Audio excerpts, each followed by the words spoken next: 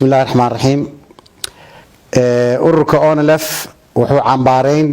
dusha kaga tuuraya xukuumadda ismaamulka canfarta iyo ciidamadooda liyu booliska iyo maleeshiyaadkooda oo xasuuq baan ka geystay galbeedka gobolka City maanta iyo shalay taasoo ay ku dhinteen dad boqolaal ah oo Soomaali ah boqolaal kalena ay ku barakaceen boqolaal kalena maanta la leeyahay oo xiriyo iyo dadyow kale ay isu dhiibeen iyo xiriyaha federaalka dhaliisha meesha ka muuqata iyo eedeedana waxa iska leh dawladda federaalka iyo dawladda canfarta iyo dawladda Somali State shacabka Soomaaliyeed isagoo maanta gurmad laga weydiisanay inuu gobollo kala difaac ka galo inay ismaamulo kala soo weeraraan isagana xasuuqaan arintaasi arin qabata ma ah dagaalkan soo noqnoqday muddo 3 sano ah dawladda Soomaaliyeed waxay hadaan inay u hesho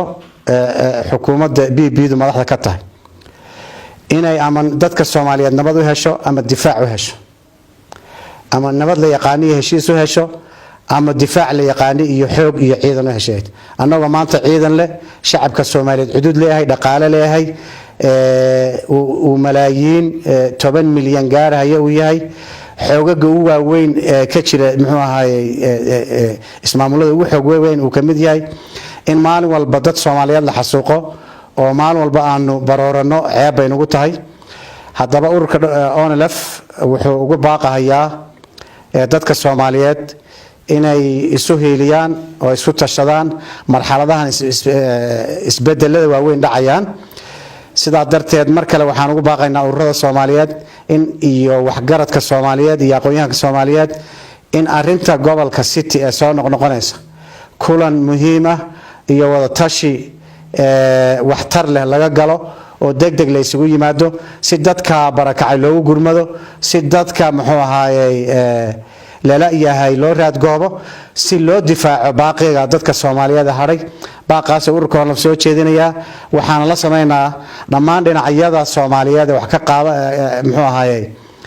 gacan ka geysan kara xisbiyada iyo ururada iyo hogaamiyaasha dhaqanka xukuumadda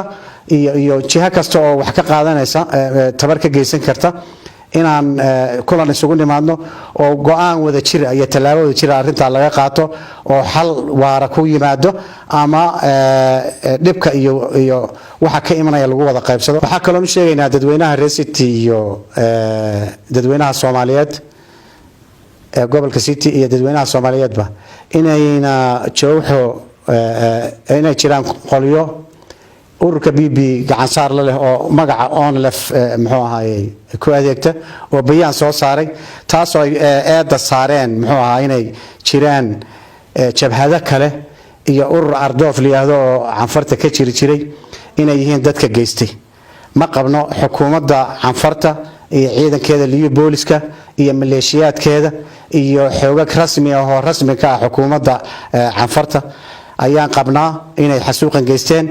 kuwaasi afka iyagana kuma hadlaan afka ONLFna kuma hadlayaan waa maxaabsi iyo muxuu ahaayay ku been abuurasho hadaba jooxa waxay si cad u ogtahay cid ku lug leh dagaalka inay tahay xukuumadda canfarta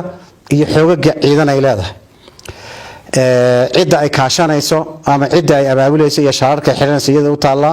wixii dagaalka ku hayay muddo 3 sano ah galbeedka City-na qoladaas ahayd waxa kale wax aad loola yaabaa in hortooda lagu laayay ciidamada makalakayga liyaadama federaalka in hortooda lagu laayay dad shacbi ah oo lagu bililaqaystay oo guryahoodii lagu gubay haddana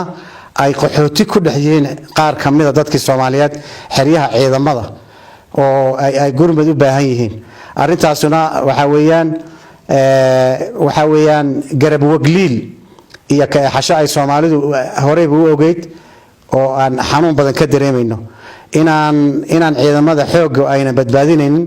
oo ayna difaacaynin shacabka Soomaalida ee haroorahooda muxuu ahaayay xoogaga cafarta ku xasuuqayaan aad iyo aad u mahadsantiin